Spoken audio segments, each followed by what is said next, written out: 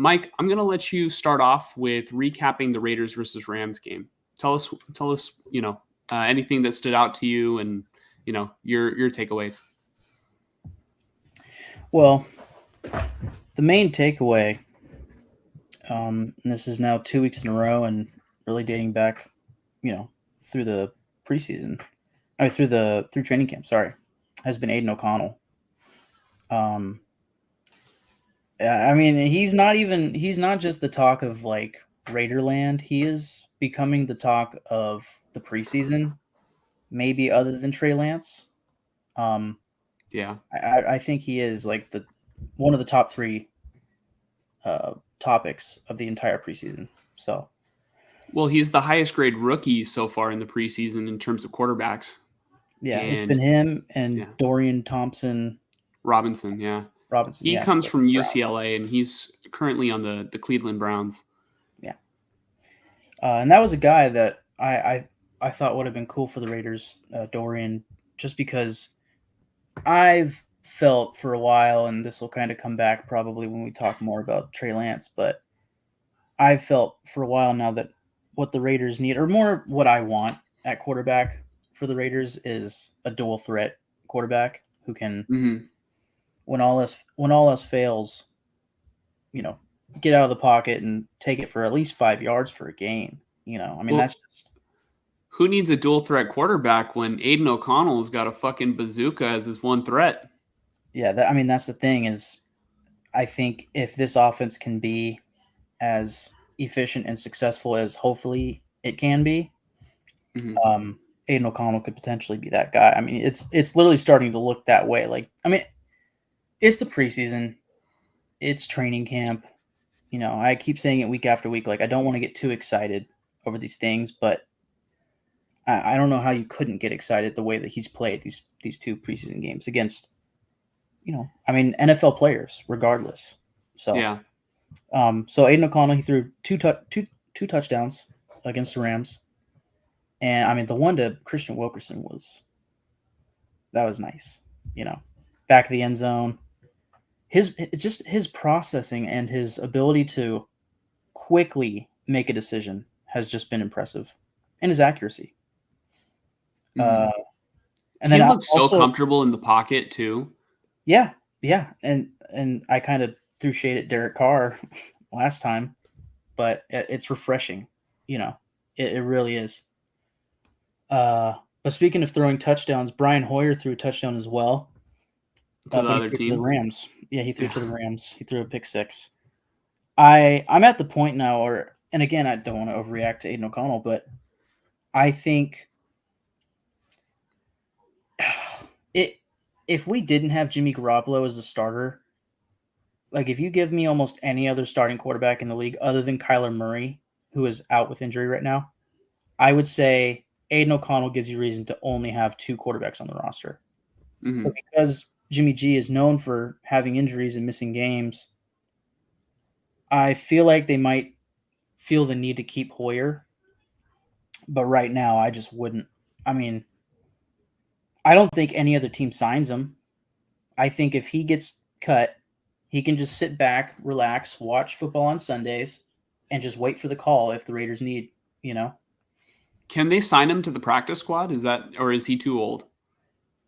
I feel like they potentially could, but I don't know for sure. I wouldn't be shocked if Chase Garbers becomes a practice squad guy for them, because he was last year and whatnot. But I don't know exactly the rule. I know that the practice squad recently got a rule change like 2 or 3 years ago, where I think it was because of COVID. You could add veterans to the practice squad, like maybe up to 5 or something like that. So, for example, Keelan Cole was a practice squad guy for us last year, and I think that could be a reality this year as well. But if Brian Hoyer could be a practice squad guy, that might be perfect, because he would still come to the games on Sundays, if I'm not mistaken.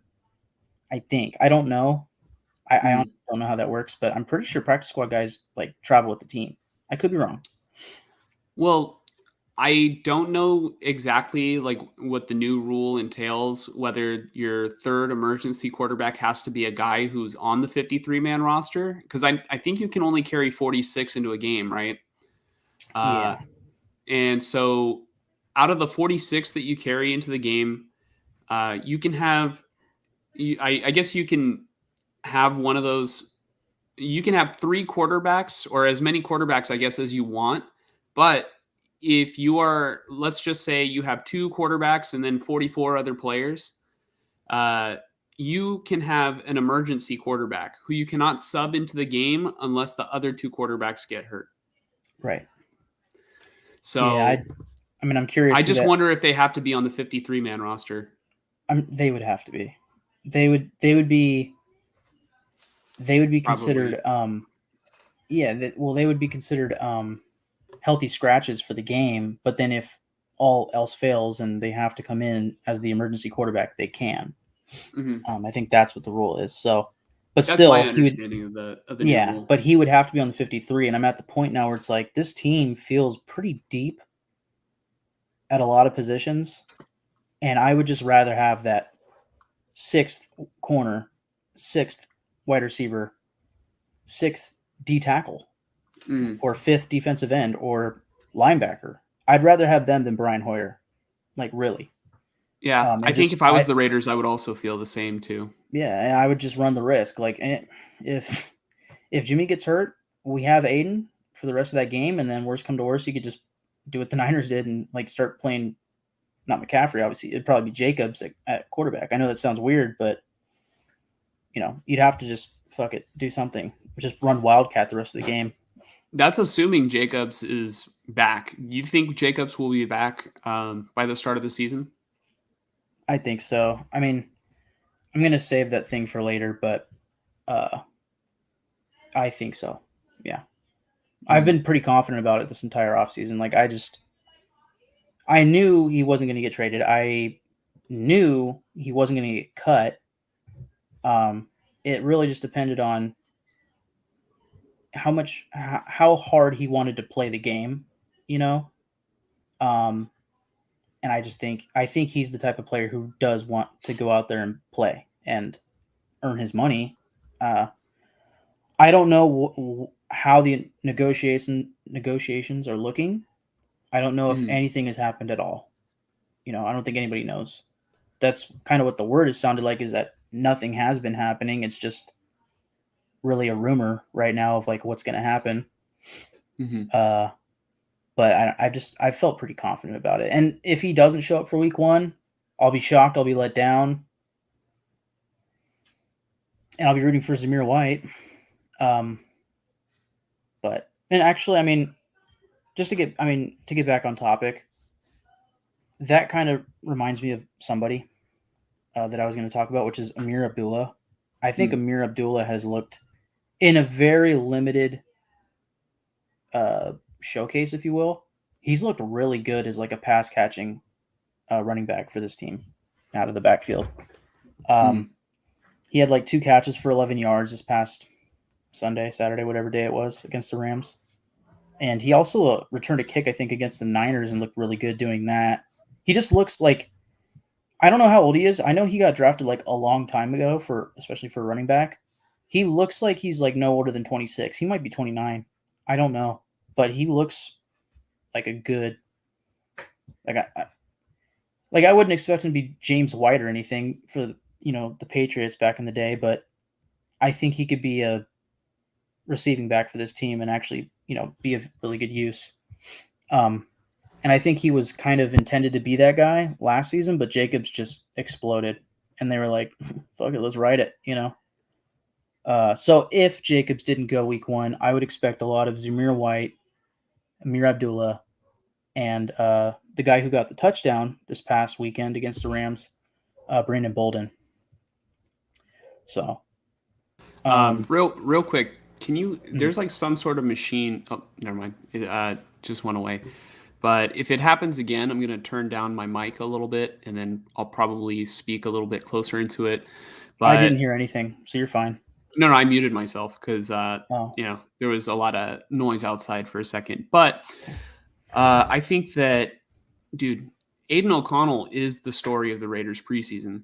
I think that, there's been sort of a history with Jimmy Garoppolo getting hurt. And I think Raider fans can sort of be at ease that if Garoppolo goes down, the offensive efficiency, not only will it remain, but it might actually improve. Because in a way, it's still like a very small sample size, but I kind of feel like Aiden O'Connell might be better than Jimmy Garoppolo. He looks comfortable in the pocket.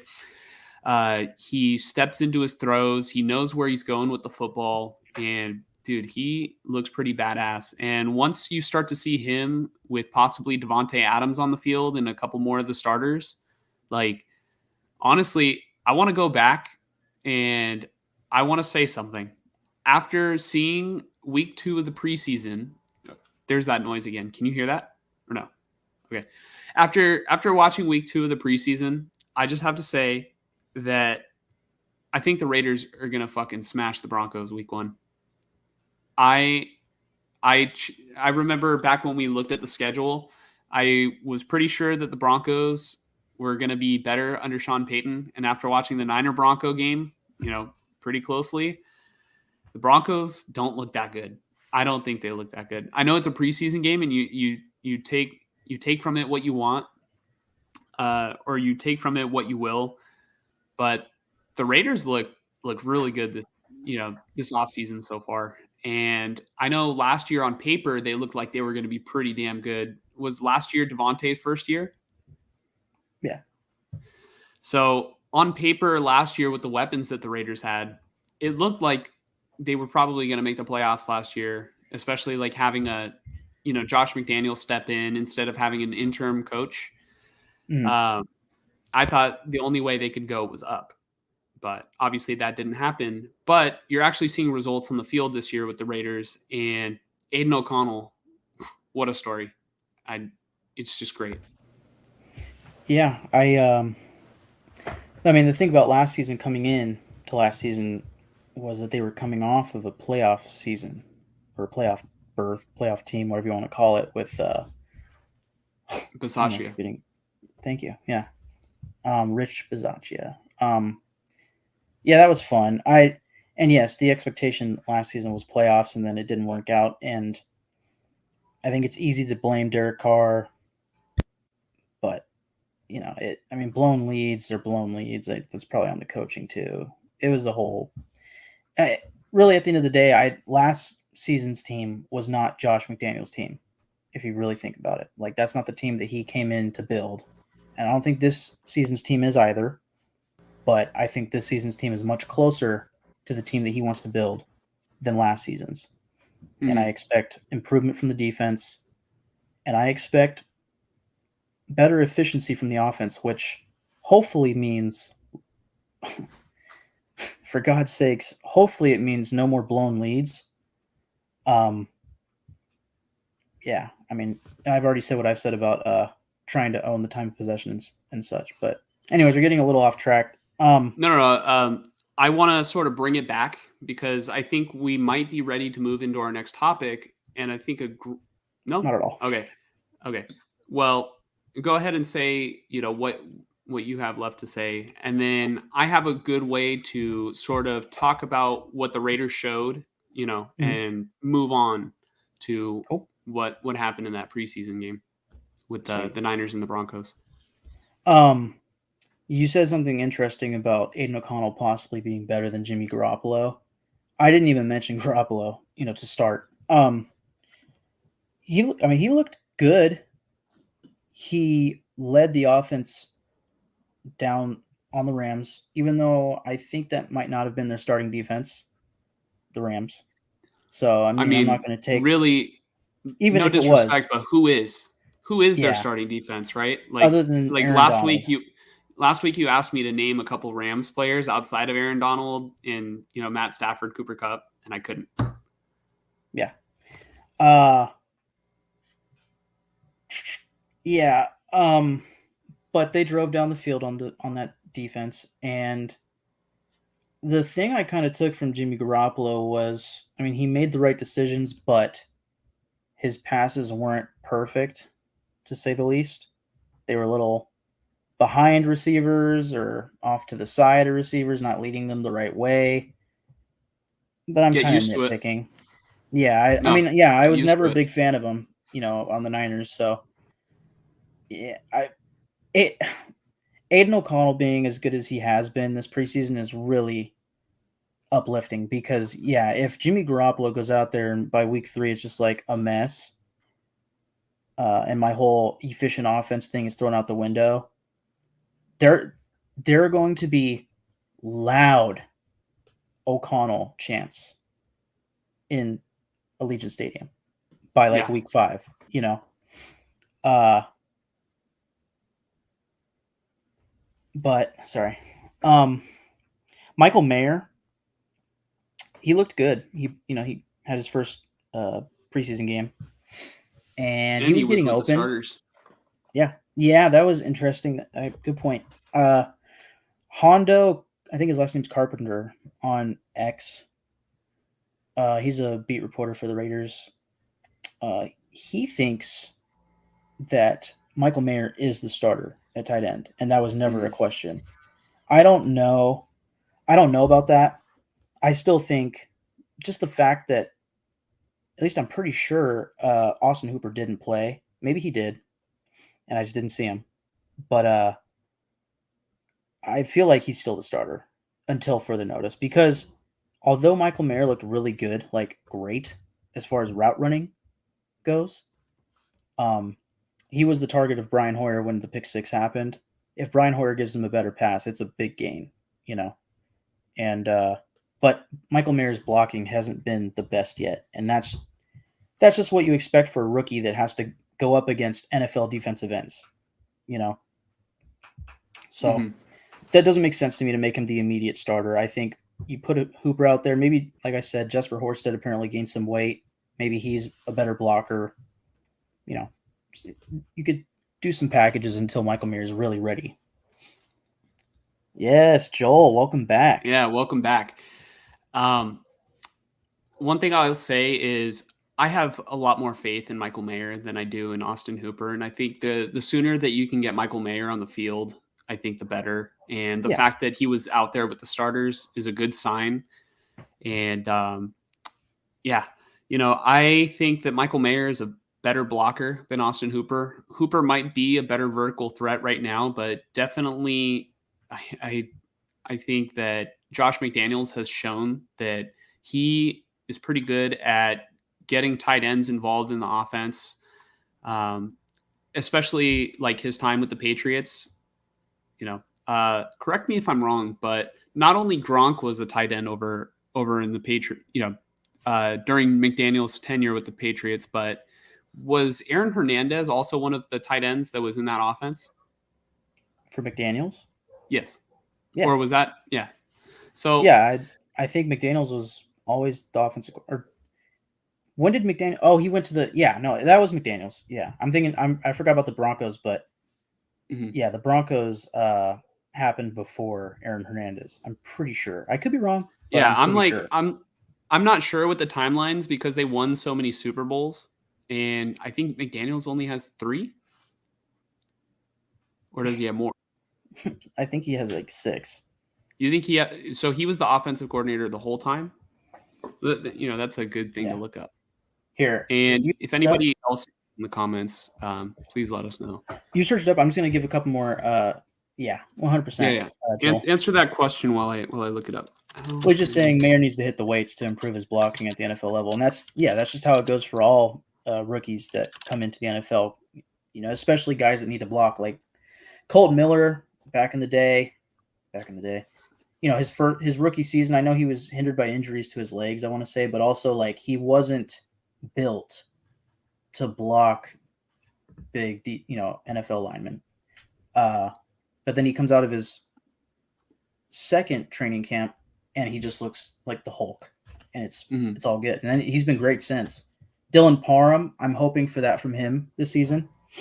He was out this Rams game with an injury. I'm pretty sure it's a concussion, but I don't think there's been any word on what the injury is.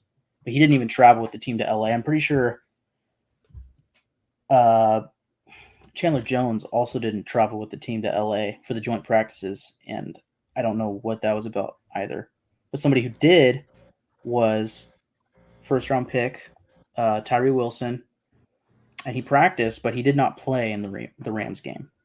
So I'm thinking maybe the Cowboys game will be his first game, or they're going to hold him out of the preseason and just kind of slowly, gradually get him into during the season. Yeah. Yeah.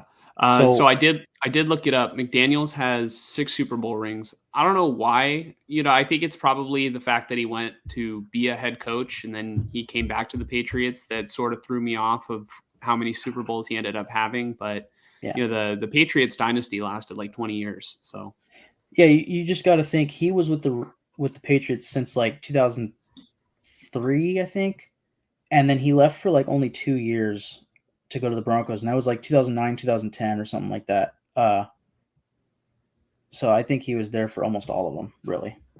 yeah, well, I mean, if he's a 6-time Super Bowl champion, then he was there for all of them.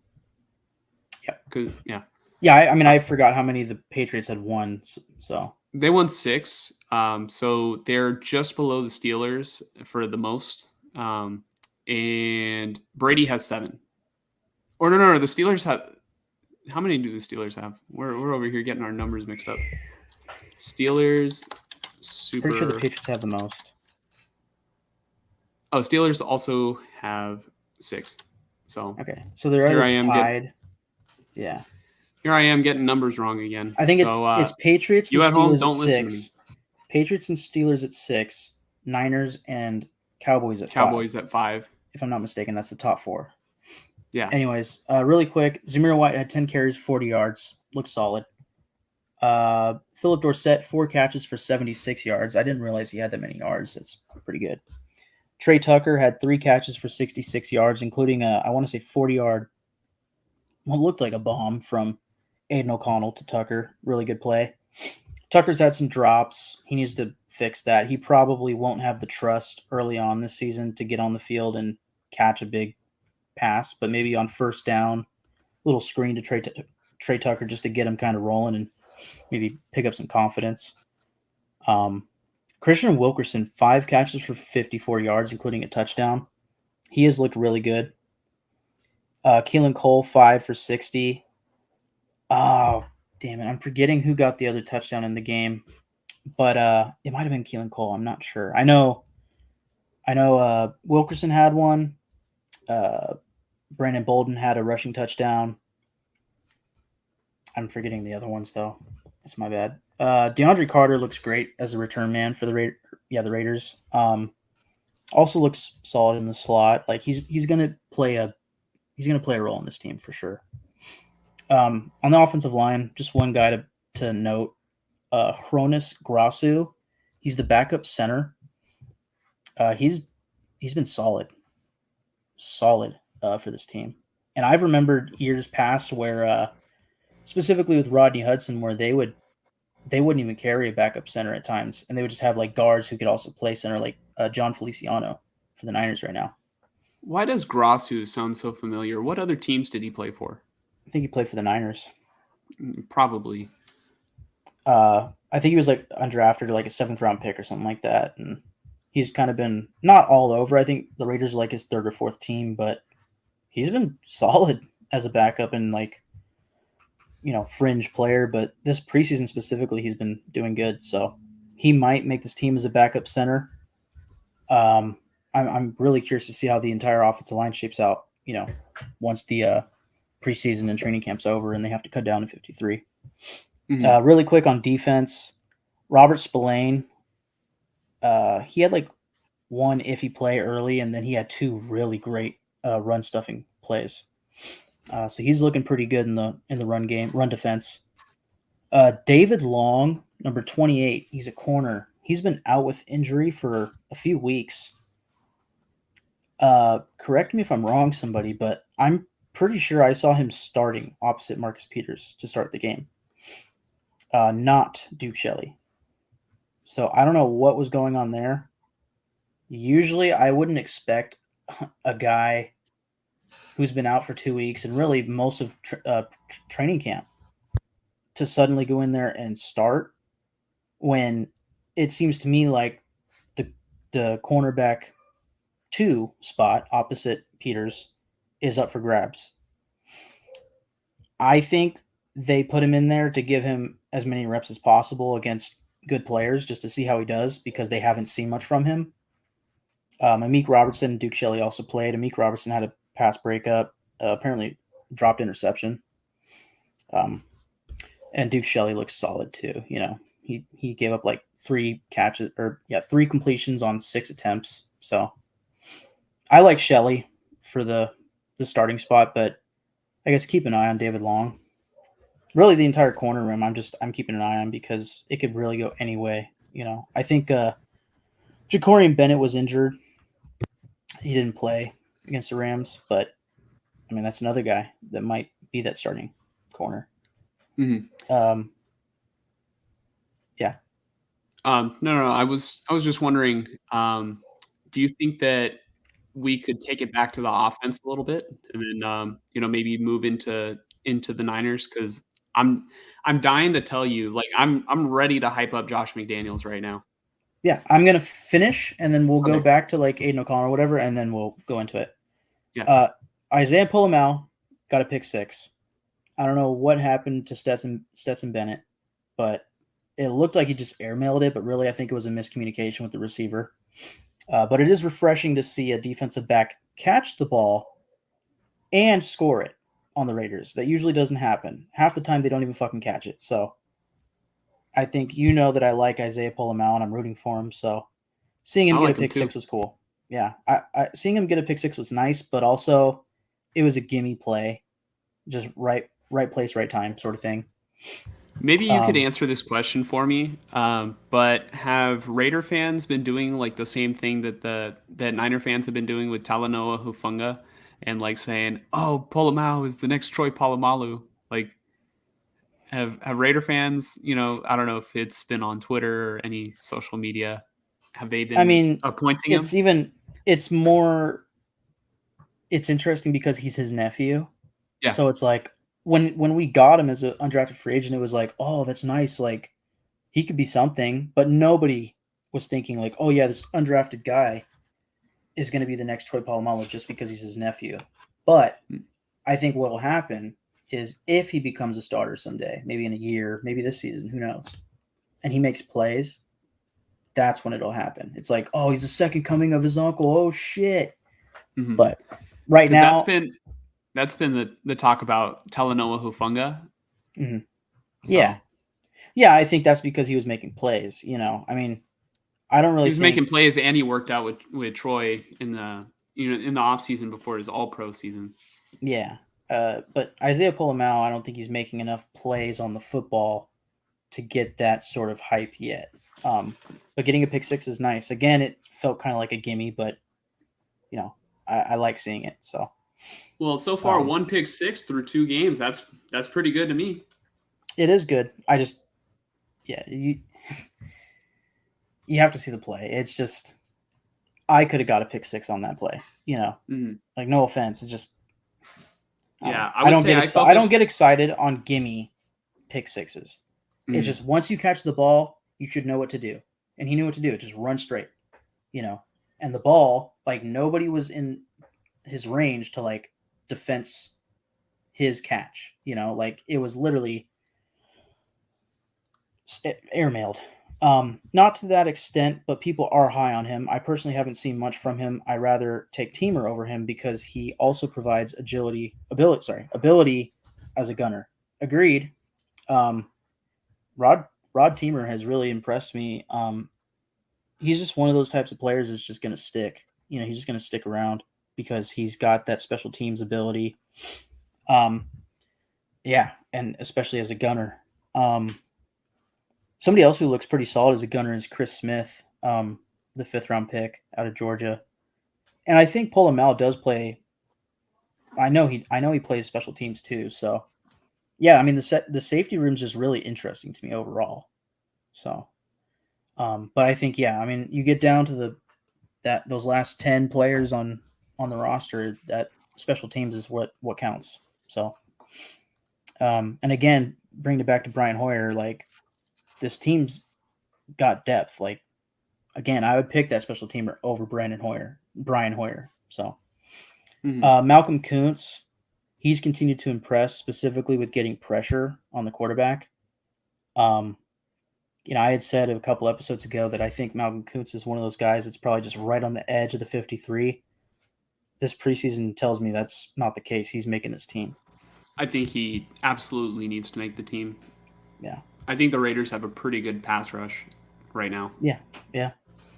It feels good. I mean, he's an ex third round pick. I want him to succeed really bad. I want to see him get in on certain packages and make plays. I like him. So Drake Thomas, undrafted linebacker.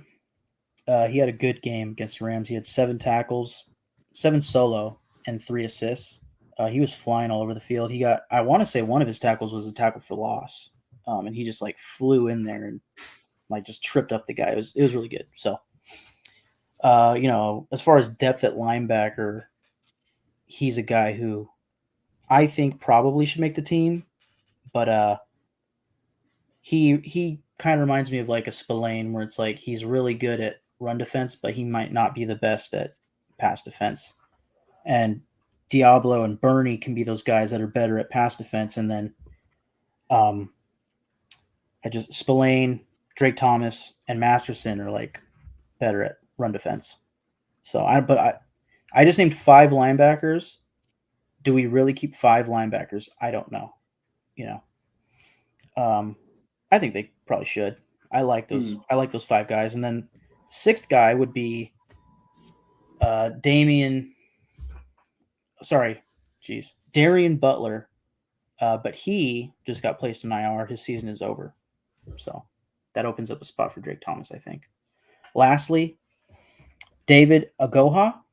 Let's go, Raider Nation. Anthony, welcome back. We remember you from the other stream as well. So Yes, thank you thank you. for Welcome checking back. us back out.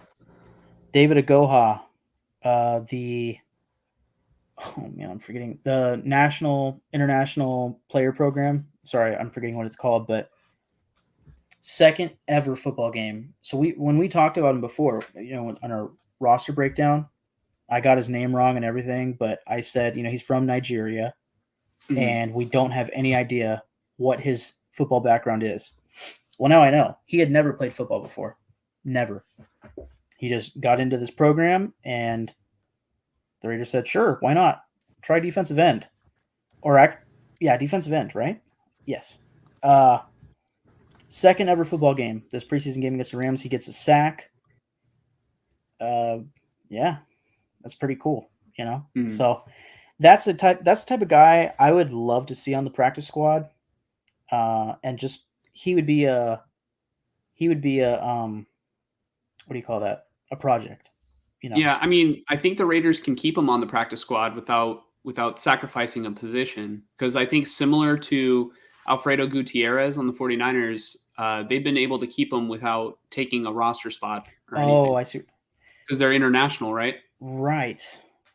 Well, you're saying on the 53? No, not on the 53. They are considered with the team, but I think they're exempt from like taking one of the roster spots on the 53. Yeah, I know right now on the 91 or on the 90-man roster, I think because they're from the international player program, whatever it's called, the Raiders and Niners have 91 because they have players from those programs. But I don't know how that affects the 53. Seems a little unfair if they got to have 54 and every other team had 53. It would be cool though if it had that effect on the practice squad, so you could have one extra practice squad player. But I kind of doubt it. Once the regular season comes around, it's like, let's keep it even. Well, I don't think that they can be like suited up for actual football games. Like if you are going to use them as the exemption, like if you're going to keep them on the team, I think they take a roster spot. But if you want to carry them into like practices during the year and not use them like on game day, I think that it doesn't take. They can be a part of the roster, but not take up a 53-man spot. We'll have to see. So I don't know if that's like practice squad, but they can't get poached by another team, or I'm not sure exactly, but I know Alfredo Gutierrez has not played a single down or a meaningful down for the 49ers. He's played in the preseason. I think he got in the game on it was a field goal. And that Tim Ryan and Greg Papa were talking about how much he's improved, and I know he's been on the team for at least since 2021 now. So I mean, part of me feels like the Niners are kind of using him. Like, I don't think they have really any intention of ever playing him. Like, they can consider him a project, and I would love to see him on the field because he's just got tremendous size. But part of me feels like they just use him to sort of, tap into the Mexico market. And, it's kind of fucked up, but I think it's the truth. Like, when 49ers played the Cardinals in Mexico City last year, one of the main dudes on the cover was Alfredo Gutierrez. And he's like, doesn't play during the games. Yeah. Yeah, I know what you mean. Yeah, that's how that shit kind of works. But, I mean, if they're paying him, you know what I mean? Like, I don't think Gutierrez minds. So. Yeah, I mean, it's probably exciting for him, so. Yeah.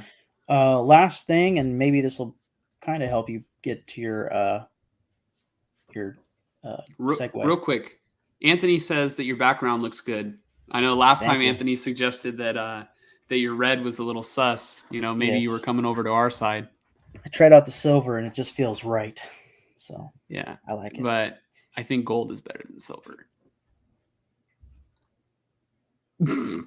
Last thing, the Ravens lost to the Washington Commanders, ending their 24-game preseason win streak. Josh, you want to tell me the team that now has the record for win streak in the preseason? Doesn't matter. The current holding record. It doesn't matter. But it's this team right here. Wow. Actually, I should find out how many games. I want to say it's 6. 6 straight wins dating back to maybe 2 years ago. 2 preseasons ago. No, it doesn't date back to 2 years ago because the Raiders lost to the 49ers in week 3 of the preseason, right? Lance's rookie year, it was the final preseason game. Yeah, I know. Yeah, that's true because I know they didn't even bring half their players to that game, the Raiders. Yeah, you were there. But I mean, you saw how it unfolded, and then it set back Lance's development. Yeah. Yes, they only brought their second and third stringers and fourth stringers for that game. Actually, they probably didn't even bring their second stringers for that game. But anyways. Meanwhile, the 49ers just said, all right, one of these two guys is going to be our starting quarterback. We're going to trot out both. And then they got one hurt. And they got probably the worst one to get hurt. They got him hurt. Yeah. Like, not the worst out of the two players, but I'm saying, like, the guy you don't want to get hurt is that investment that you made, and you broke his finger on his throwing hand. Mm-hmm. So, yeah, the Raiders have 6 consecutive preseason victories. It's just that confuses me because that includes the Hall of Fame game. That makes sense. So the beginning, literally McDaniel's tenure, he is undefeated with the Raiders. Does not matter. Doesn't matter at all. I don't care. Congratulations, Mike. I know it means a lot to you. We have to have something. Just give me something. If you're not going to win any playoff games and you're not going to win any, regular season games, I mean, got to enjoy those preseason ones. Am I right, Mike? Yeah, as long as Aiden O'Connell's the guy in the preseason, we're going to enjoy it. But I will say, the Ravens having that streak almost made them become really annoying. Like, I don't know if you saw it. They had that guy, Sam Cosmi, the offensive tackle for the Commanders. Before the game or the day before the game, the reporters asked him, like, what do you think of the 23 or 24 game win streak? Like, does that mean anything to you? Like, seeing your opponent come in with that? He's like, I don't give a fuck. He's like, I don't really give a shit about the preseason. Like, I think it's a stupid streak or something. I think it's a stupid stat. Yeah, or something like that. But he said at the end of it, he was like, we're going to beat him, though. We're going to beat them. And then they did. Like, he called his shot. So I just thought that was funny. But, I think other people other than Ravens people became annoyed with it. Like, come on, it's the preseason. Like, really, who gives a shit? Mm-hmm. So I don't really want the Raiders to become that team. It's like, come on, you fucking tryhards. You know? And then, worst comes to worst, somebody like, all right, if you, I'm just trying to imagine if I was on that football team and this streak's alive, I would try probably a little bit harder to keep that streak going. And I'm sure that Ravens players did. And I know the Ravens typically struggle with injury issues going, at least as of lately, like the past couple years. Like going into the season, they lose a couple like key starters. I wonder if that has anything to do with it or if it just all happens during training camp. But I don't think the preseason is a place where you want to absolutely go all in, because I think that you're just trying to find good reps and get yourself back into football shape. And as for the head coach, you're trying to get back into like the whole situational aspect of football and when to call certain things. And you want to see certain guys that might make the team, might not make the team. And you want to see what they've got. So yeah, I would be less concerned about winning a football game in the preseason and more like let's just say, for example, the Raiders are in scoring territory. Do you really want to see Daniel Carr's and it's the fourth quarter, right? And you have an opportunity to win the game. And it's 4th and goal. If I'm Josh McDaniels, do I want to trot Daniel Carlson out there? I know Daniel Carlson's money. Why don't I put in Aiden O'Connell and have him get another play in a pressure situation like that?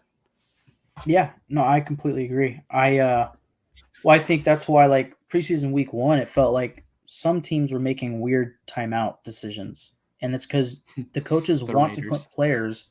Yeah, they want to put players into certain scenarios to get, reps. So yeah, if I were a head coach, if I had 4th and goal, and it's like you could just kick the field goal to win it, I'd be like, no, I want to see my backup quarterback go out there and win it. I don't give a shit if my kicker does it. I know he's going to do it.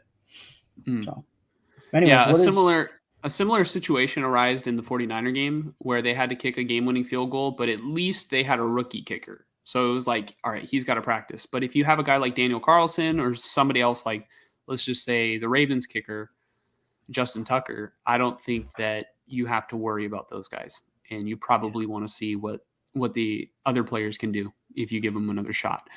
But I know I threw a couple jabs at Raider fans for, or at least at you for celebrating the preseason victories. Not that you were necessarily like seriously celebrating it. But I just want to take a second and sort of hype up Josh McDaniels, because I think he's done a tremendous job this offseason in turning the Raiders around.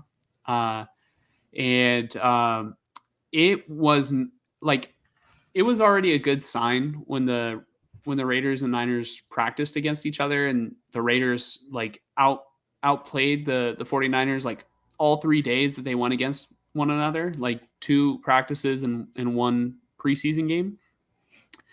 But I think it's another thing as a 49er fan, seeing both teams, both the Broncos and the Raiders back to back, like, and seeing Jarrett Stidham on the Raiders versus how he looked on the Broncos on Sunday, I think I have a lot more faith that Josh McDaniels knows what he's doing over in Las Vegas. Like Jarrett Stidham, I feel like looked terrible, and that's something that like jumped out to me. And Sean Payton has won a Super Bowl, right? Sean Payton is supposed to be like an offensive guru.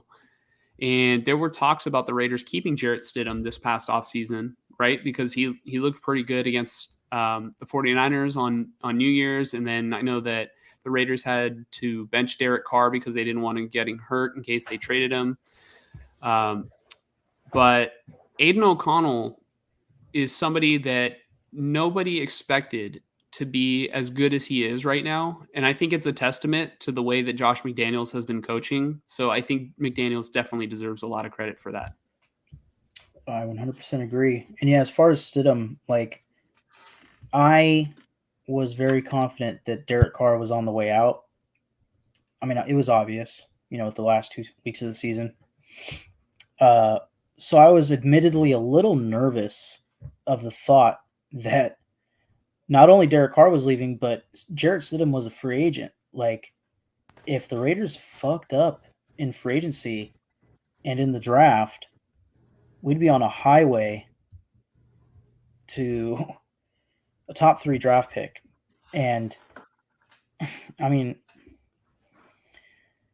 I don't want to take too long on this, but like way back in the day with John Gruden, we had an opportunity to get the first overall pick in 2018, the season that we had the 4th overall pick. Niners got the 2nd overall pick, Nick Bosa, right? And the Cardinals had the 1st pick with Kyler Murray. And all of the talk was that, oh, Gruden can't stand Derek Carr. He cannot wait to replace him. And I knew from day one that that was horse shit. I knew that.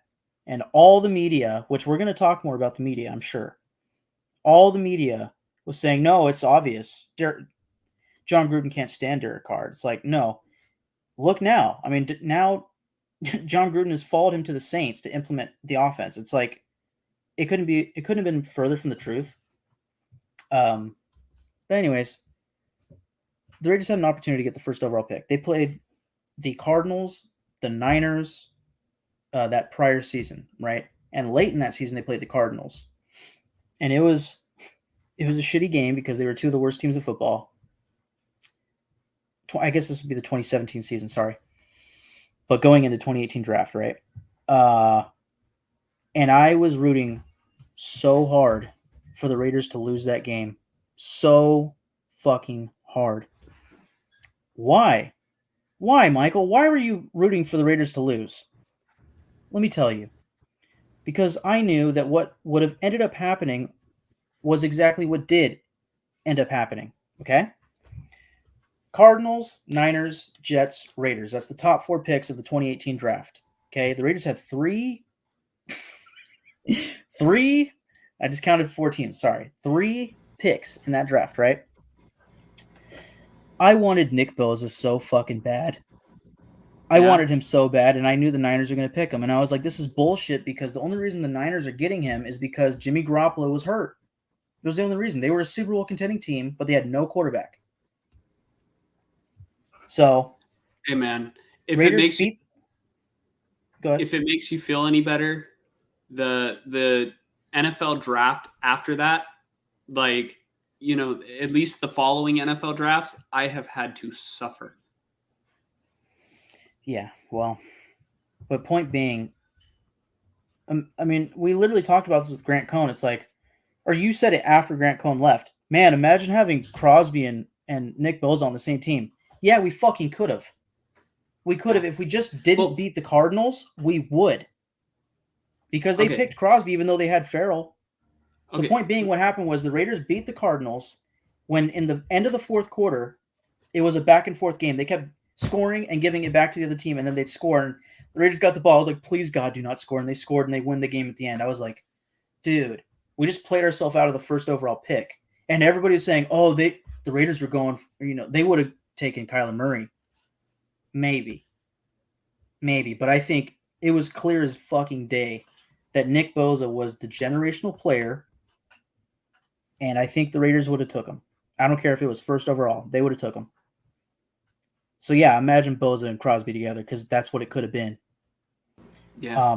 So, point being, this is a total tangent. We're taking way too long on this, but if shit hit the fan with the Raiders quarterbacks this season, and this is what I said in the first episode of our podcast, because my expectations were much lower for the Raiders at that time in the offseason.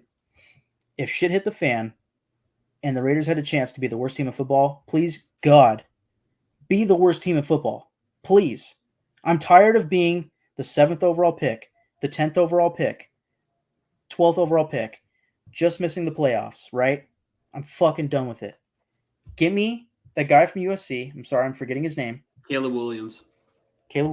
Yep. Give me the fucking bona fide franchise player.